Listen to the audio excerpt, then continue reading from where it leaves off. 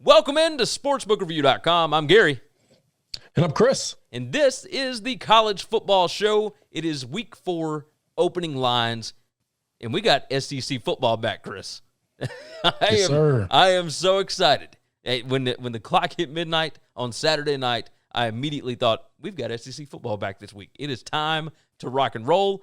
Obviously, there were early lines that came out. Those were no longer available as of at sometime earlier last week.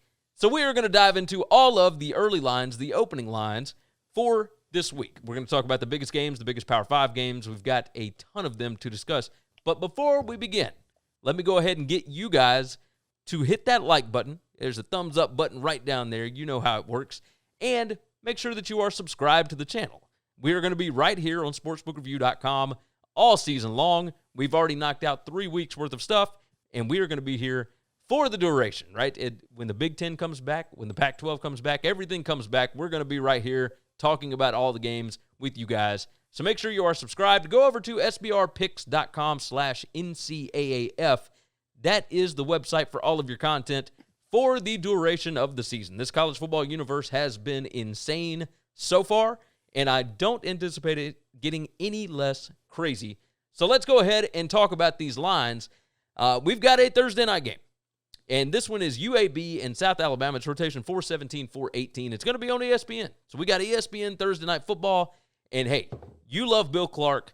I love Bill Clark. South Alabama has impressed so far this year. The opening line was 4.5, and it has already been bet up to 6 at multiple spots. So we want to go ahead and talk. Neither of these teams played this week, right? UAB did not. That's correct. And South Alabama, no, they did not. No, neither one of them did. So this line's actually been up since last week. So yeah, it looks all right, and people seem to love UAB here. Yeah, you know, I'm going to stay away. I'm going to research a little bit. I don't have a good feel on this game. South Alabama has impressed. Way too early to make a decision right now, I think. Yes, very much so. So with that said, let's go ahead and move on to the Saturday action. There is a Friday night game, but no lines yet because they just came up with it. Memphis had to postpone their game against UTSA. UTSA worked out an agreement with Middle Tennessee, so now we just got to figure out what we're going to do with that. But Saturday, let's go ahead and move into we've got some P5 games. So we're going to talk about those, and we'll discuss everything else throughout the week, but we really want to hit on these this week. We got Notre Dame and Wake Forest. This is the early slate of games, by the way. Notre Dame at Wake Forest. It's on ABC, 11 a.m. Opening line was 18, and it's down to 17.5 so far. People seem to like Wake Forest. They were losers on the road at Raleigh, at NC State.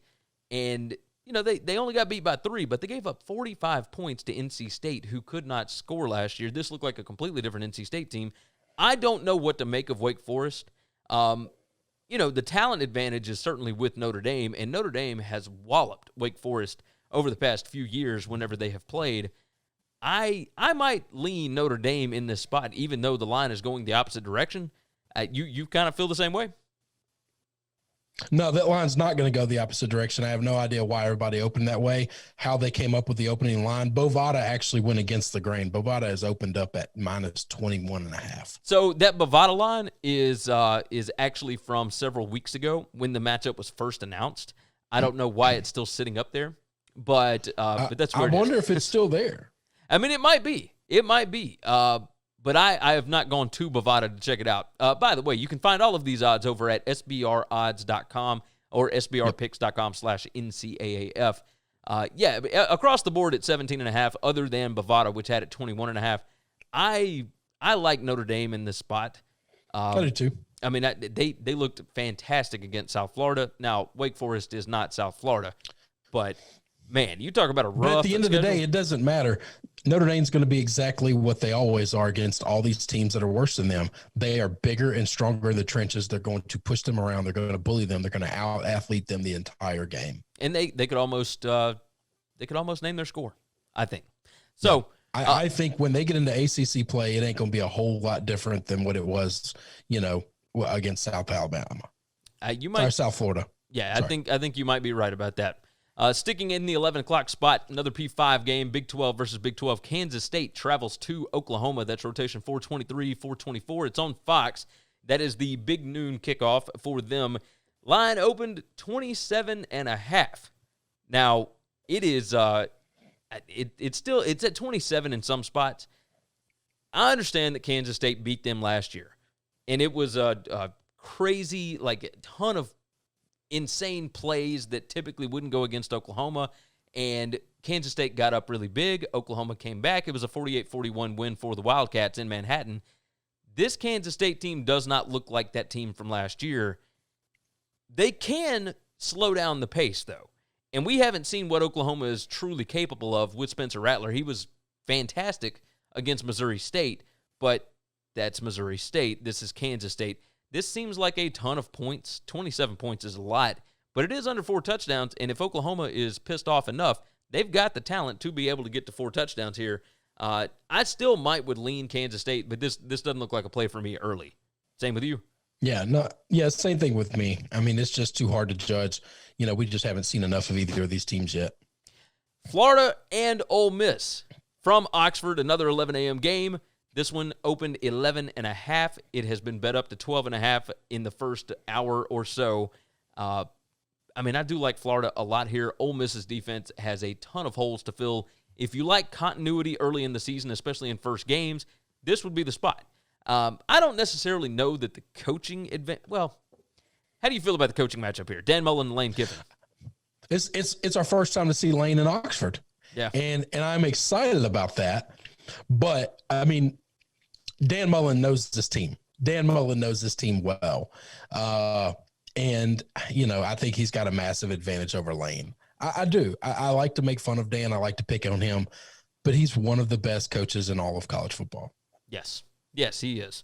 I think anything under 2 touchdowns might be a little short, and you can certainly see it trending in that direction, so it's at 12.5 as we speak.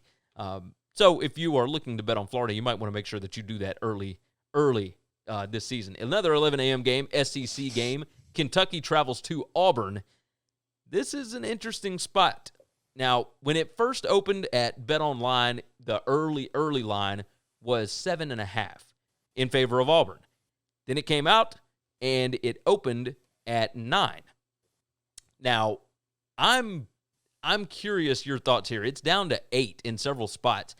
Talent alone, this looks like a double-digit win for Auburn. However, not a ton of continuity. You've got a brand-new OC in there. I'm curious.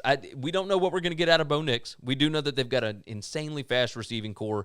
The defense has to replace a ton of people. Kentucky returns a lot from a pretty good team last year. But at the same time, talent-wise, now I love Mark Stoops. I love, everything that he does with this team, his player development, etc. And they've got a lot of upperclassmen coming back. I tend to lean Auburn here, but I really want to bet Kentucky. You feel? That's just your Alabama hate. I get that, and I fully understand it. But the problem is you can't say they replace so much on defense because they have to do it every year. Auburn is no different than Alabama, LSU, and Georgia when it comes to replacing front 7 defensive linemen and defensive linebackers going into the NFL.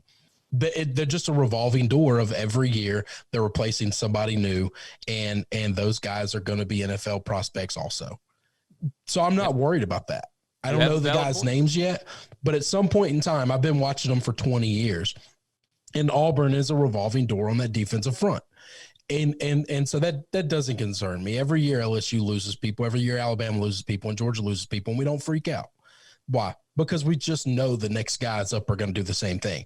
Auburn isn't that way across the rest of their team, but they absolutely are with the defensive front. So, and that's where they lost everybody. I think Auburn's really good. And I think this line's probably right, by the way. But that's not a slight to Auburn. I think that's a nod to how good Kentucky is and how much improved that program just is overall. Yeah, I think you're right there. I think you're right. I think a lot of people really respect what Mark Stoops does.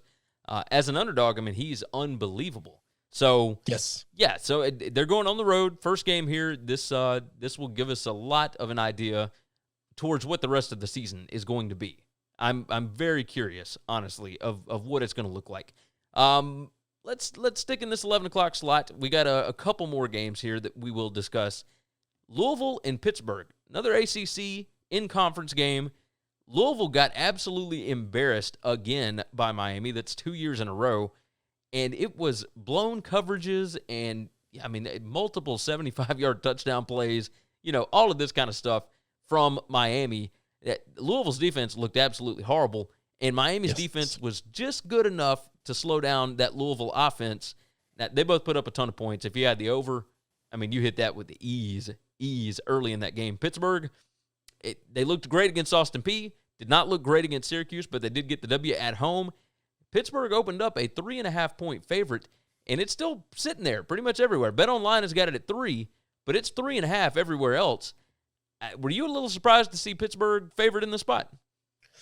Yeah, I think this is all, what did we see last week? What's our last image in our head?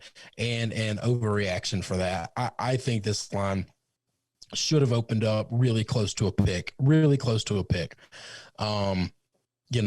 The fact that it was over 3.5, over 3 with the hook, I just thought, this is too much overreaction. Is Pitt as good as Miami? Probably not.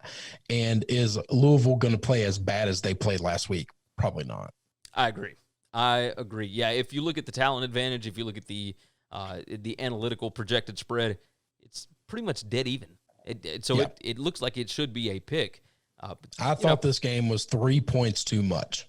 Yeah, I think I tend to agree. And that's a lot. And that's a whole lot. Oh, absolutely. This is not a home field advantage kind of thing because obviously there's no crowds. So yeah, there's no home field advantage for any of these guys. You got that right. The last game of the 11 o'clock slate is Georgia Tech at Syracuse. Syracuse looks absolutely awful. Interesting stat that I saw, Tommy DeVito last year on 10% of his dropbacks, he was sacked. That's a lot. This year, through 2 games against Pitt and North Carolina. Now, it's not like these are, they're not awful defenses, right? North Carolina's not great, but Pitt is pretty good. They're pretty good, though. They're pretty good.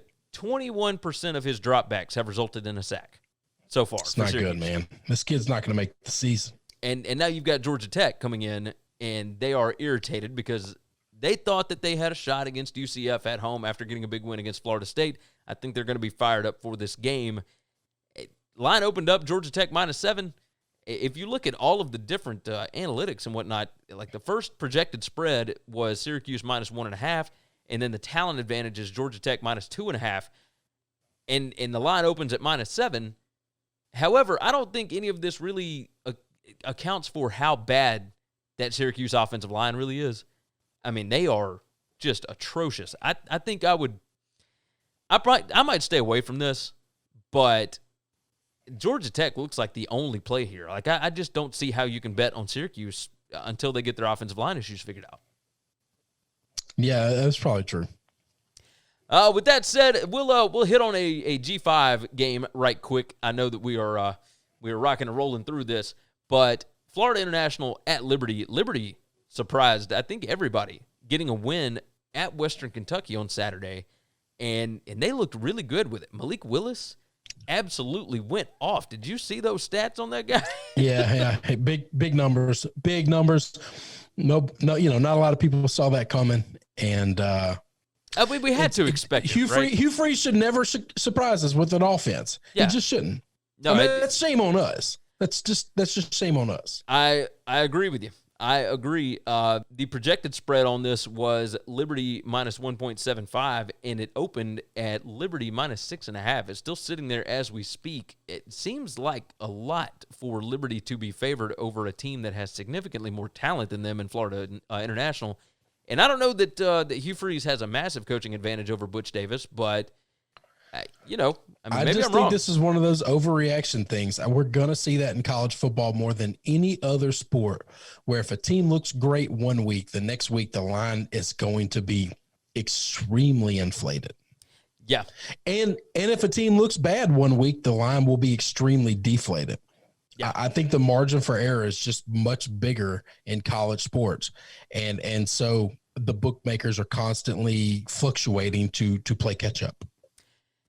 With that said, we'll move into the 12:30 slot here, and that is, 1:30 Eastern Time, 12:30 God's time zone. Of course, Iowa State and TCU, rotation 431, 432. This one opened up Iowa State minus 2.5, and it is still sitting there currently. The total on this is 47.5. So I haven't seen a ton of games that were under 50 for the total, and this one certainly looks like it could be. I was just about to say this one absolutely should be under 50. Oh, yes. I don't know what to make of TCU with their starting quarterback out. Max Duggan is not going to play. It's TCU's first game. Iowa State obviously looked like complete trash against Louisiana. I don't know what to make of this one as of yet. I would tend to lean TCU on this. I know that's crazy, but yeah, I have no feeling for the line yet. I do like this under. The only way these teams are scoring, I believe, is if we get defensive scores, which isn't outside of the realm of possibility. So you're 100% right about that.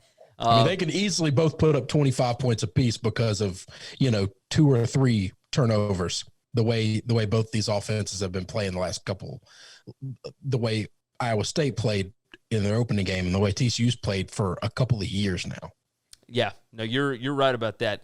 We've got several games in the afternoon time slot to hit on here. We're going to open up with some Big 12 and Oklahoma State hosting West Virginia. The line opened Oklahoma State minus 8.5. Now, I have not seen any reports about quarterback Spencer Sanders. He went out of the Tulsa game. Oklahoma State winning that game 16-7 was one of the more confusing box scores I have ever seen in my life. None of that made any sense to me. I would have assumed that Oklahoma State had a backup quarterback that would be able to come in and still at least competently move the offense a little. They did not. And they did not. They did not. The quote unquote best running back in football did nothing. I mean, he got 93 yards and a touchdown, but it broke his 11-game streak of 100 yards rushing. I would not expect that against Tulsa. Tulsa was against Tulsa. This guy should have put up mega numbers. Yes, I mean it amazed me. So I'm not sure quite what to make. West Virginia, obviously, in their only game that they've played so far, looked fantastic against Eastern Kentucky, but this ain't Eastern Kentucky they're going up against. They're going to Stillwater. I don't know what to – I don't think that the Oklahoma State offense is as bad as they showed last week. But no, I don't either. But I do need to see if we need more information on Sanders. I'm actually shocked we have an opening line because I thought that they would wait a little bit longer to see if Sanders around. Like, is he going to play? Is he not? Et cetera. And they might have made this line either knowing that he's in or knowing that he's out. Yeah, no, I think you're right. I think that you are right. Another Big 12 game at 2:30, Texas at Texas Tech.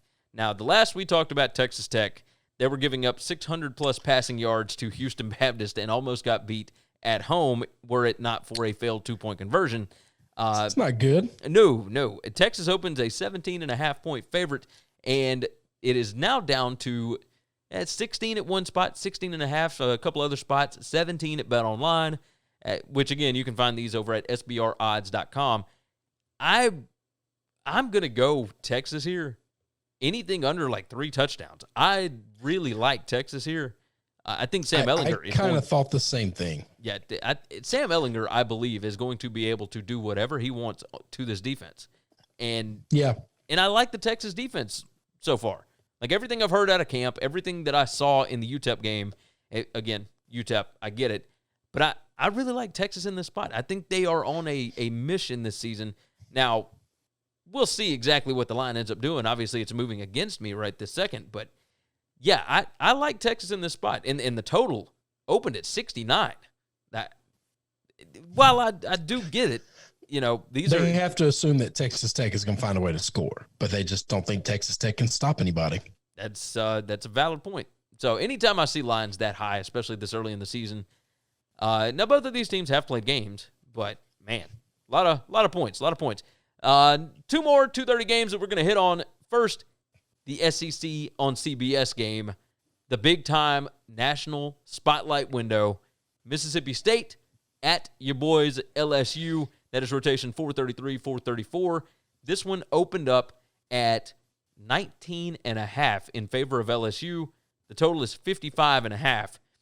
I feel like that might be a little too much. And it's already been bet down to 18.5 at multiple spots. It's at 19 in a couple other spots. But, yeah, I think Mississippi State is going to surprise some people. I don't think that they are fantastic by any stretch of the imagination. But you have got so many new faces for LSU.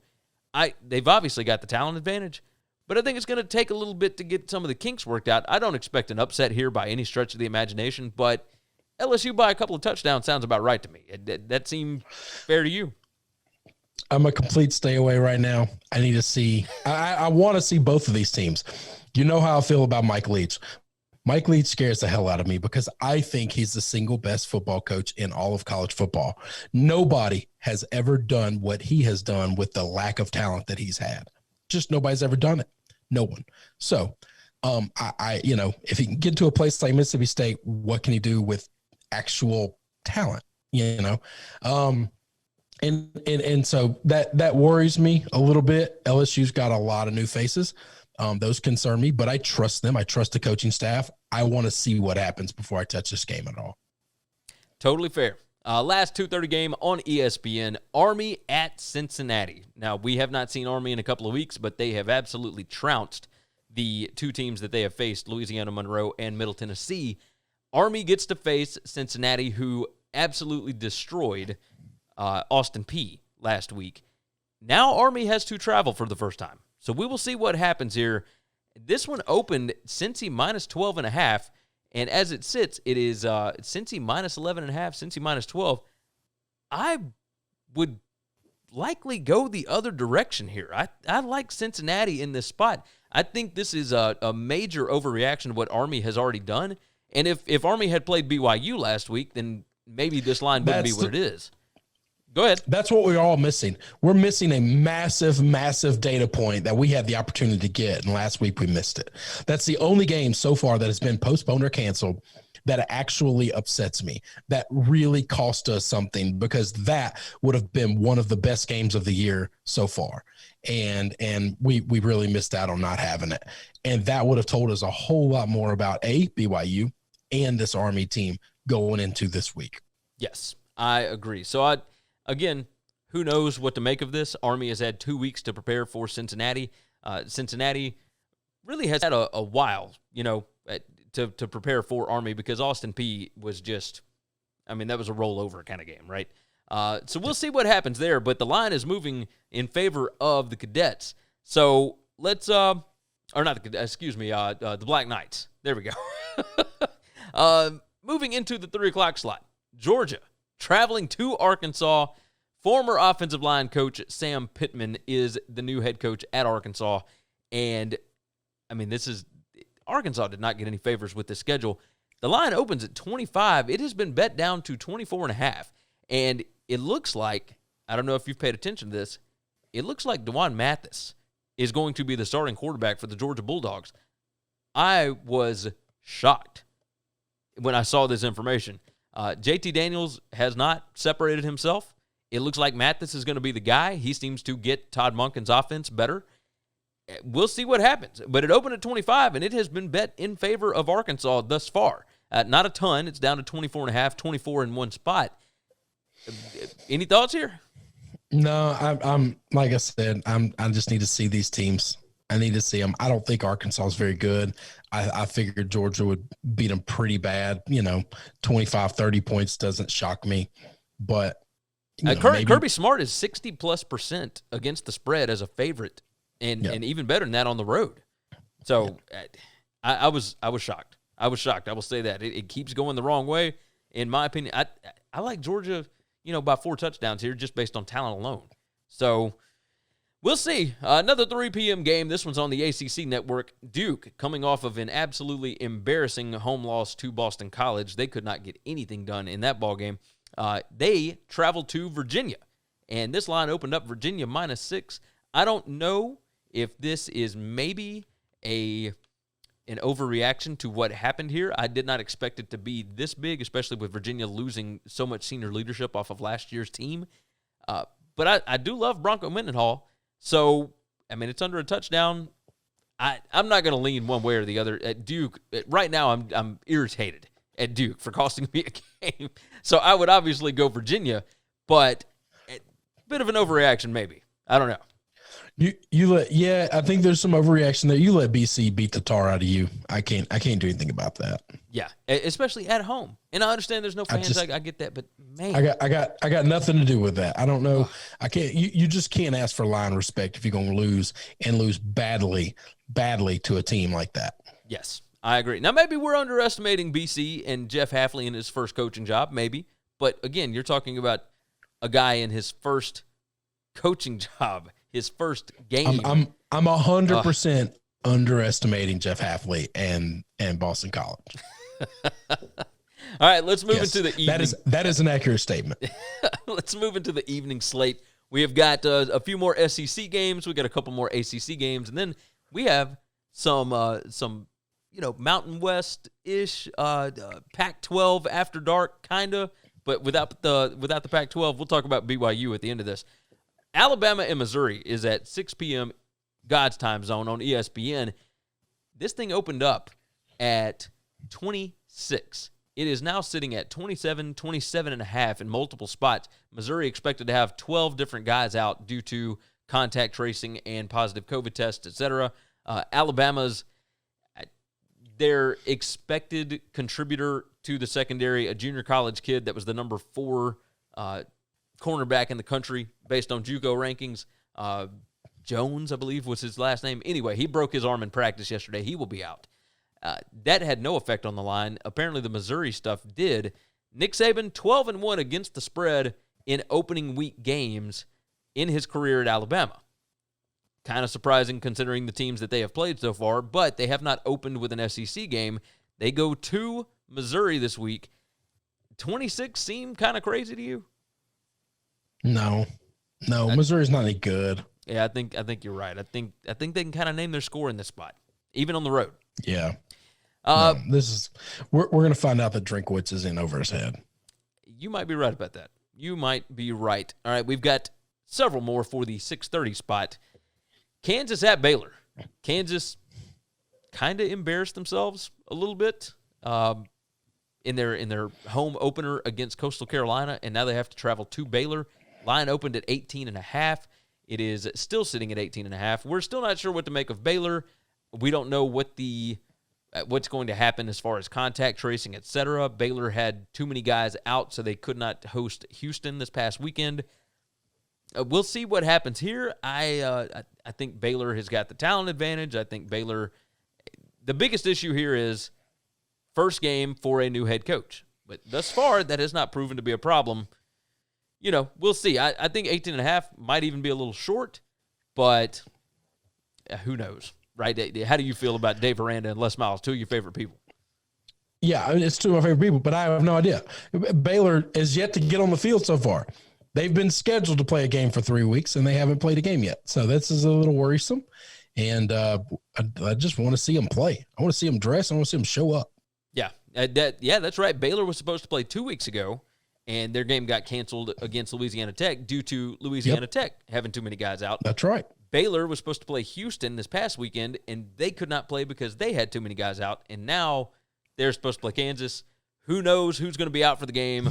I mean, I have no feeling. I'm just ready to see them actually suit up and play. Yes, I agree. We're going to talk about 5 more ball games, so let's roll through it. Vanderbilt at Texas A&M. Have you seen what's going on with Texas A&M and Jimbo Fisher? Oh, their starting linebacker decided to opt out this morning. So on top of that, their best wide receiver opted out for the season. Their second, third, and fourth string tight ends in a very tight end heavy offense have all either opted out or transferred out. Running backs are gone. I mean, it's kind of a mess over there. And yet they open up 30.5-point favorites over Vanderbilt. And that line has jumped down to 29.5, 28.5 in a couple of spots. I still think that Texas A&M could pretty much name their score here because I don't think Vanderbilt is any good at all. How are you feeling here? Yeah, it's what's going on at A&M is not what I wanted because I think this team had a chance to be special. COVID just kind of killed that. They had so much talent coming back. And Jimbo had been building to something pretty good.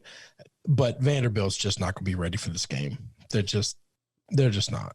Yeah, and I understand where people see the value in, over 4 touchdowns, but I will say this, Jimbo Fisher over the last 2 years as a big-time favorite has fared pretty well at covering that spread at Texas A&M. He understands where his paycheck comes from, and those boosters, I think, like to bet on their football team. So we'll see what happens. I think he can name his score here, even with the loss of all those guys, because I just don't think that Vanderbilt's offense is very good at all. But we will see. We will see. They are starting a freshman quarterback, and a true freshman quarterback at that. But we'll see what happens. Another 6:30 game, Tennessee at South Carolina. This one opened up at 3. Tennessee on the road as a favorite. Total is at 48. Another one of those that's under 50, but I think it makes all the sense in the world. Second year for offensive coordinator Jim Chaney. What can he do with Garantano, the quarterback at Tennessee? And South Carolina. It won't be Ryan Helinski at quarterback. They named Colin Hill their starter. He's the transfer from Colorado State. I like the line. It looks exactly where I would have put it, right? My initial thought was Tennessee by favorite, or by a field goal. Yeah, I thought the same thing. I thought 3 is the number. 3 is what it showed up at. I think this line is right. I think this is kind of going to be where it settles in at when it's all said and done, too. The NCAA finally approved Kate Mays. To play. Let's let him sit out all this time, and then right before the game starts, let's give him his thing, so they can appropriately prepare. That's exactly what I expect of the NCAA. Just a complete worthless organization. I'd like to get that on record. He has been practicing with the team, so he's okay. Who cares? Why not tell him 3 months ago? I agree. Because they want to be an asshole. That's just it. Because they're just terrible people. I just want that on record. That's fair. That on record. We have tossed that in so many places. If anybody hadn't heard it by this point, that is on them. No, but yes, we don't like what they did, and it took him hiring a lawyer and whatnot in order to be ruled eligible. That's ridiculous. Good, because attorneys need more money, and this kid's got it right. I mean, he's making boatloads. Correct. It's so ridiculous. Okay, yeah. So just awful people. Last 6:30 game, ABC game, Florida State goes to Miami. Mike Norvell will not be with the team so far as we understand, because he tested positive for COVID on Saturday morning, whenever that would, for the past week. So unless he gets 2 negative tests or whatever, or if there's a contact tracing thing for the coaches, I have no idea what the rules are as far as the ACC is concerned. But it looks like Mike Norvell will not be coaching in his second game. Miami opened a 9.5-point favorite. That seemed like a lot, but Florida State did not look good against Georgia Tech, and Miami has looked like world beaters in their first 2 games. And we just saw Miami kick the crap out of Louisville after kicking the crap out of UAB. Yeah, I mean, it's just one of those things where this is one of those things. But I'll tell you, I have no idea what to think of Florida State right now. I just don't. I mean, there's a part of me that thinks they're where the value is in this line, but I don't have the balls to pick them. Oh, I just don't. Me either. I mean, that one just makes very little sense to me. You normally don't see a Florida State-Miami line over about a touchdown. And here, I mean, we're almost at double digits, and I would not expect it to go the other way. So we'll see. I think it's only going to get bigger. I really do. Oh, yeah. There's a lot of people loving Miami and what Rhett Lashley and that offense are doing right now. So we'll see what happens. I mean, if Norvell and that bunch can put together some kind of a game plan to actually compete in this game, we shall see. It's in Miami. They are going to be pumped up to get back after putting a thrashing on Louisville last week. 2 more games, another ACC network slot to start us off. NC State coming off of a thrilling, massive 45-42 win over Wake Forest. NC State travels to Virginia Tech, and this will be Va Tech's first game of the season. They open as 8.5-point favorites here, and the total 59.5. It seemed like a lot of points initially, but looking at what NC State was able to do on offense last week, Tim Beck in his first game as offensive coordinator for Dave Doran, looks like he has completely shifted that thing around. They've got a running game now. They've got guys that can catch the football.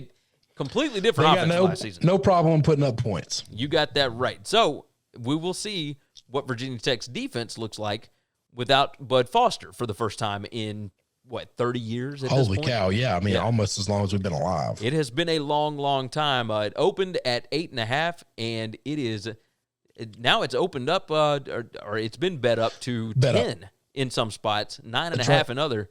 People seem to like Virginia Tech here. They think maybe that was a little fluky what NC State did to Wake Forest. You kind of feel the same way? I don't have a clue about this, and Justin Fuente has laid some eggs at Virginia Tech in the parts of the season. So this worries me. That's a guy we like, and I don't know that I trust him early. I kind of agree. Now we did have, you remember 2 years ago, Willie Taggart's first game. Everybody thought, Fuente and Virginia Tech are in it, man. They're going to be competitors for the conference title. They ended up going 6-7 that year. So, right. It is what it is. We'll see what happens. Although I do like their quarterback, Hendon Hooker. They've got some continuity in there, but NC State did look really good. I don't want to be, overreactionary, but NC State looked like a really good football team last week. And we'll see what happens. Finally, we have got some Pacific time zone after dark kind of stuff going on, and we've got a 9:15 p.m. Central Time, 10:15 p.m. Eastern on ESPN, Troy at BYU. BYU had to miss last week's game due to contact tracing against Army. They are at home, and they are massive favorites against Troy. 15.5 is what it opened at. It is down to 15 in one spot. Troy looked fantastic in beating the absolute brakes off of Middle Tennessee last week. But how much of that was the fact that Middle Tennessee was pretty awful? And, they're just bad. And Navy, of course, coming back made BYU look even better.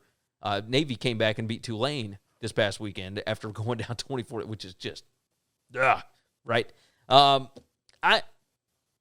I look at this, the analytics tell me that BYU should be favored by 10 here. I'm curious to see if anybody will still be out this week due to contact tracing, etc. I'm curious to see, is Troy actually pretty good after a mediocre season last year? Or, I expect crazy things to happen here because it is the late game. You kind of feel the same way? No, I mean, I think BYU is a better football team. I think they're bigger, stronger, and they're going to do what they did to Navy against this team. I really believe that. I think Troy beat the crap out of somebody they're just better than. I think BYU's bigger, stronger, and faster and better than Troy. And I think they're going to beat up on them. You might be right about that. You might be right. All right, I think that is going to wrap it up before the opening line show. Do you feel like there's anything else we need to hit on? That's it, brother. That is it. All right, we're going to talk about all the other games, et cetera, the rest of the week. Don't forget the Tuesday night pick show. That we will discuss the biggest games and give our thoughts on those. We will give you our official picks, parlays, all that kind of stuff, just stuff to have fun with, right? But we're going to do it all on Tuesday, and we will have more videos throughout the week. Don't forget the Saturday morning closing line show. We're going to talk about the movement in the lines throughout the week, etc., and it's going to be a good time. Go over to sbrpicks.com/NCAAF, or you can click the link down in the description. We're going to be here with you all season long. You guys have been fantastic. Thank you for watching the show. For sportsbookreview.com, I'm Gary. And I'm Chris. And we will see you all next time.